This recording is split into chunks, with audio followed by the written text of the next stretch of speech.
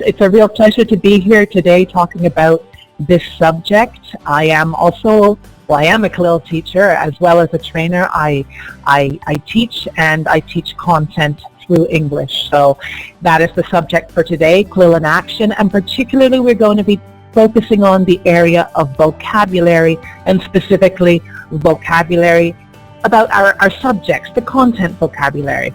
Okay, the language is the tool for teaching the content, but our objective, of course, is to communicate specific subject matter to our students, whatever the subject may be. Okay, so CLIL is often called education through construction because as we are teaching the subject, we are constructing the meaning. We're constructing situations with our students in the classroom, and we're trying to provide genuine communicative situations so that they can practice the language you want them to learn, not too much, and you look for opportunities to practice it, as in anything. Okay, so what does this mean? Okay, for vocabulary, there's a few things we want to do. Multiple exposure to words. Okay, we want the students to see, hear, use the words many times, not just in one lesson.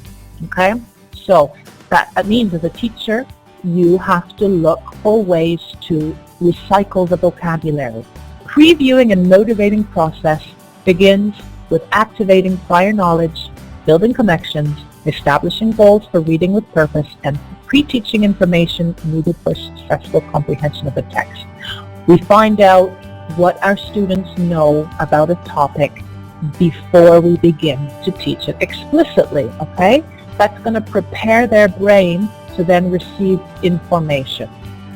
What subject do you think is more difficult to teach and to learn in the school setting? What's the school subject? Okay, science, creative writing. What do you think are the easiest to do in CLIL? Which subjects do you think are the easiest? Arts and PE. Art, everybody's agreeing on this one. Art and PE. Computers. So what is it? There's a few. Math. Anything. Art, science, music. Wow, that's quite a range.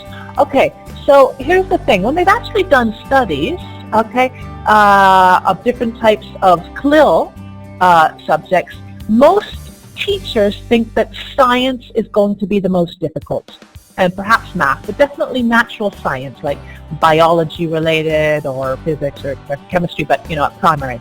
Okay, science. Most people think that science is going to be the most difficult. However, studies show that, and this is a little bit what Angela says, you can see the chat, that in fact it is things like social science that is more difficult for students and for teachers. To say that teaching is all about assisting discovery, and CLIL is particularly about assisting the discovery. And in this case, they're discovering content, and so they really do need the vocabulary in order to be able to do this.